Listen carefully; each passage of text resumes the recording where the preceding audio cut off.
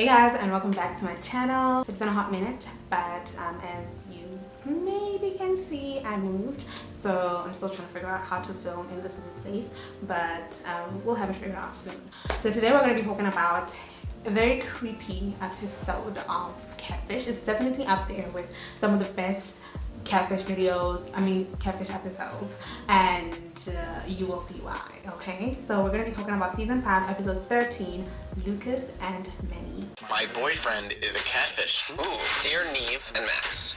So the episode starts off with Neve and Max reading an email from 29-year-old Jamie, who lives in Portland. She says that she met a guy named Lucas on Tinder, and the two of them started talking every single day. So Lucas is originally from Missouri, but he kept saying that he was going to move to Portland. But the issue arose once Lucas had moved to Portland but wouldn't meet. So Jamie kept waiting and waiting and waiting, hoping that Lucas would eventually ask her to meet up, but that never came, and then she ended up reaching out and saying, hey, well, let's meet.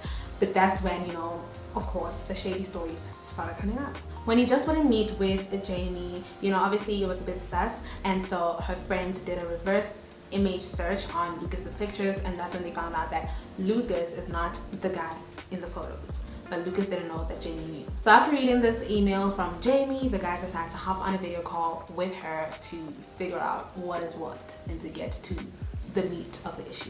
So Jamie gives them her full story, or rather bits and pieces of it, but she also says that while she knows that she's being catfished, she does not believe that she's the only one, because a girl from New York has hit her up. A girl from New York has reached out to her and told her that, hey sis, Lucas is not who he says he is. She also opens up to the guys at this point and says that she has shared some, private images, private and explicit, content with Lucas, and she's just afraid of what could happen, if she confronts him, and I think that was one of the big reason why she reached out to Catfish. At this point, the guys fly over to Portland to meet Jamie, as they always do, I can't wait to catch a catfish creep. Let's do it. All right. We get a little house tour of Jamie's place, and there's actually a stripper pole in the kids' bedroom. Look at it, he's done this before. Look at That's when she says, okay, yeah, I've been a Playboy model. Not a lot of people are accepting of, my past. Not a lot of people are accepting of the fact that I have kids as well. But Lucas was very open to kids. He said that he loves the fact that Jamie has kids because he loves kids, and he has actually worked at a daycare before. So it was like, ooh. I think it's always great when somebody with kids finds somebody who is accepting of kids, because I don't know why, but it is, it isn't a tricky area. When you have kids, I believe sometimes dating can be tricky because not everyone is open to dating somebody that has kids, so it was nice for Jamie to know that Lucas was warm and welcoming and open to the idea that Jamie has kids and has been, a former Playboy model. So she and her friends actually found out that Lucas is fake, because one time they were just arguing about whether Lucas is real or not, and that's when Lucas sent her a photo saying I'm real or something like that. But the friends were like, hey, I bet you that image is, altered in some way, maybe photoshopped, and they actually did the reverse Google search image, and that's when they found out that, no, it ain't Lucas. Lucas is not the man in the photos. That very same day that Jamie found out that Lucas was fake, a girl named Ursula actually reached out to her. This is the girl from New York that, told Jamie that Lucas is not real. So the guys at this point are like, hey, how about we hop on a video call with Ursula and, hear her side of the story. Ursula's story is pretty much identical to Jamie's story. She says that when she first started talking to Lucas, Lucas said, hey, I'm living in Missouri, but I'm going to be moving to New York soon on an internship, and that never happened, of course, or there was some sort of excuse surrounding the whole moving to New York issue, and Ursula ended up flying over to go meet him, and that's when he came true to her that, hey, look, I'm actually a catfish, I'm not the guy in the photos, and he even shared pictures of who he really is with Ursula at the time. Okay, so Ursula also says that she has also unfortunately shared some intimate pictures and videos with this man. After hearing Ursula's story, the guys decide that they're going to invite Ursula over for the confrontation, because they thought that it would have a lot more weight if both Jamie and Ursula, you know, confronted this guy together, and they would also be there to, I guess, support each other. They get off this video call with Ursula, and then they start their investigation with Jamie there because she pretty much already knows that the guy in the photos is not Lucas. They search for his phone number, which comes off as registered to somebody named Zach from St. Louis. They also go through Facebook. They decide to search for Zach from St. Louis on Facebook, but it's a pretty generic name, and so they have to go through a bunch of profiles before they actually come across one Zach profile that, you know, leads them to assume that that is this Lucas guy. What? The person I talked to on the phone is obsessed with Lord. And they find out that he majors in cybersecurity, which also kind of scares them because they're like, if this is somebody that majors in cybersecurity, he knows his way around the internet, he knows how to hide things, he knows how to pretend he's somebody that he's not, he knows how to alter images, videos, and all that. He probably knows it all, and that is why, you know, he has gotten away with it. Jamie's heart is really broken at this point after they find out, you know, who the real person might be. And, you know, I understand she has shared parts of herself that she believed she was sharing with Lucas, but it turns out that it's just this Zach guy, and, you know, yeah, there's a lot of betrayal built on that. So the guys leave, and in the car they decide that they're gonna recruit, I guess, one of the crew members, the female crew members, to create a profile on Tinder and follow Lucas, just so that they can have like a bit of an insight, because Lucas had actually blocked, you know, Ursula and Jamie, so they didn't really have access to the list of people that he follows. And so they decided to, you know, get this person to follow Lucas. Hopefully Lucas will, you know, accept the follow request, and they would then have some insight on his profile. Literally about 20 minutes later, he had already accepted this follow request, and the guys could see everything, you know, all the people that he follows, and it was all women. I mean, to be fair, I'm not sure if they followed him on Tinder or Instagram, but if they followed him on Tinder, you can kind of expect that somebody who's looking for a relationship with a female would follow all females. Like, why would you follow, you know, both women and men if you're looking for a relationship with a woman on Tinder, you know? But if it's like Instagram, Facebook, wherever else, then it's a bit sketchy. Yeah. The following day they meet with Ursula. They pick her up from the airport, and then they drive her to a restaurant or like a coffee shop where they're basically going to share everything with her, and she's going to share everything that she knows with them. But first they have to brief her a little bit about what they found out about Zach.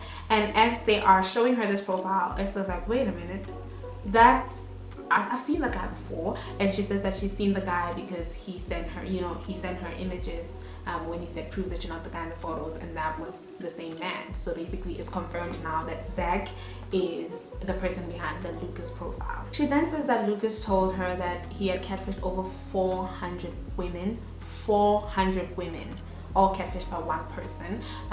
But he promised to stop catfishing as soon as Ursula, you know, caught him, but he also admitted that he was using them as an experiment of some sort. Clearly, you know, the part where he promised to stop catfishing was all, you know, a big fat lie, because he didn't stop. He continued doing it. And then while they're chilling and, you know, catching up, Neve gets a message from somebody from casting, Catfish casting, who tells them that they've gotten an email from another lady called Sarah, who also suspects that she's being catfished by a man named Lucas from Tinder. So they're like, all the dots are connecting, let's give this girl a call. Sarah also gets on a call with the guys, and again, the stories are identical. Lucas sold the same lie to each and every single one of these ladies. But then again, you know, I guess it was the smart thing to do. If you have the same lie, you can kind of remember it quicker. You know, lies are some things that you can easily forget about them. But if I say, hey, I'm from Missouri, but I'm moving to New York, then I know that everybody that's from New York, I've said I'm moving to New York.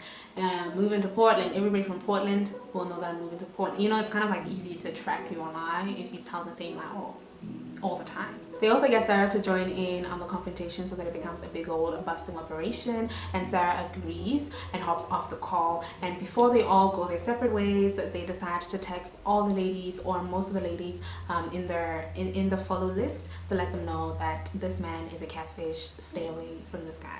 So they all leave. They fly over to Missouri the following day to confront Lucas, and you know, Jamie and Ursula have a little bonding session in the plane, and I really hope that they've stayed in touch even after the episode, because I think they would make good friends. When they get to Missouri, they meet with Sarah, and they all decide to take a picture together and send it to Lucas to say, hey look, the jig is over, we're here, meet with us.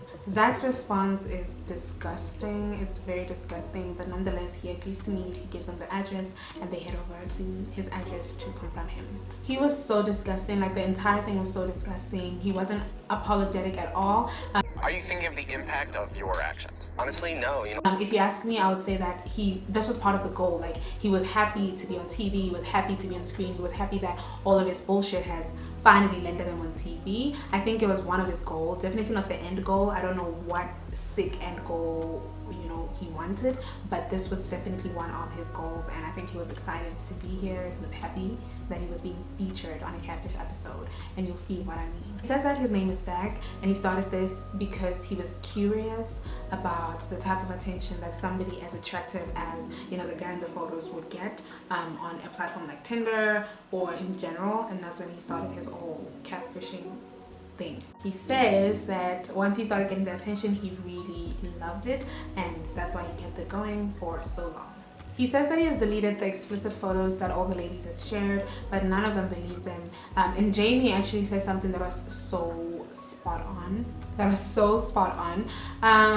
So he says he deleted them, but none of them, like I said, believed them. And he was like, show me. And gives them his phone, and that's when they found out that this guy was not only was he, you know, also disgusting and nonchalant about this whole thing, but he was also recording their conversation. So I don't know, that's just creepy mentality, that's creepy behavior. I don't know what you think about that, but yeah, it's scary. Oh, and this is what I meant when I said, you know, he's happy to be on camera, he's happy that he's here, because why else would he be recording this prior to, you know, the episode airing? I think he wanted to boost his ego. He was probably also going to share it with some of his friends. They were all going to have a field day. It was going to be fun, you know. Yeah, and he was going to be proud of himself and give himself a pat on the back before, you know, going to sleep every night. That's what I think. But anyways, Neve also goes through his drive and finds this disgusting list that keeps track of, you know, the status of his relationship with every single girl that he's catfishing, how far they are, whether they suspect him being a catfish. Again, disgusting behavior. Neve also found explicit photos and videos of the girls that Lucas was talking to, Zach. And this included Jamie and Ursula as well, but some of them were saved as videos, but whenever he clicked them, it was just a picture, which gave him and the other people this impression that the thumbnail was saved. Even though the video wasn't there, this could potentially mean that the video is backed up somewhere or it's locked somehow, you know, but the content probably still exists. He probably still has access to it, you know, because it's so nonchalant. The girls are like, how do we know you're gonna stop this? How do we know that you're not gonna keep doing this? And I kid you not, this man says, oh, because it's not fun for me anymore. As if this is something to be proud of, as if this is something that should have been fun to begin with. It's just crazy, it's disgusting, it's annoying, it's creepy. I'm just tired of Lucas, I'm tired of Zach, I'm tired of this little man is. So obviously, as tired as I am right now, you can imagine how Neve and all the girls were, and Max and the crew. So they all decide to leave. But before they leave, Lucas says, he just adds on to the disgusting behavior. He says, miss you all, as they're walking away from him. And Neve is like, wait a minute, what did you say? What did he say? And he comes back. Wait, what'd you say at the end? Miss you all? And they have this whole conversation about how disgusting that is, how this behavior is just yuck. And then they leave and meet up again the next day. Again, he's still not very apologetic. He's just nonchalant. He doesn't care about whatever it is that he did. And they try to get him to delete the profile. They get him to post that, you know, he's a catfish, he's not real. And they also change the passwords and delete the profile. But I'm not convinced that that was the end of it, because it's so easy to open a new profile, right? And if he managed to catfish people, he's gonna manage to catfish other people again. And I think his sick mind is gonna, you know, try to get him to catfish the same ladies again. I think so.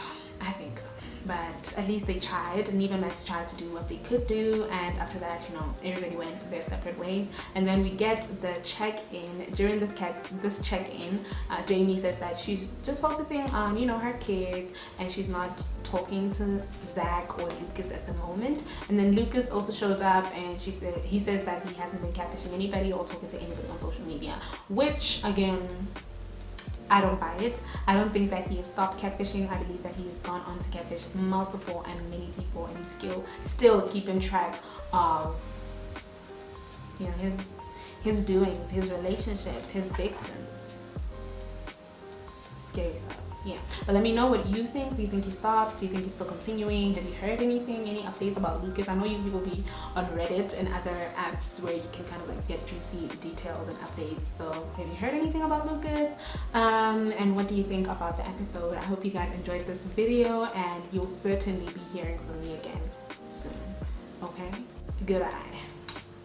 All right, nailed it.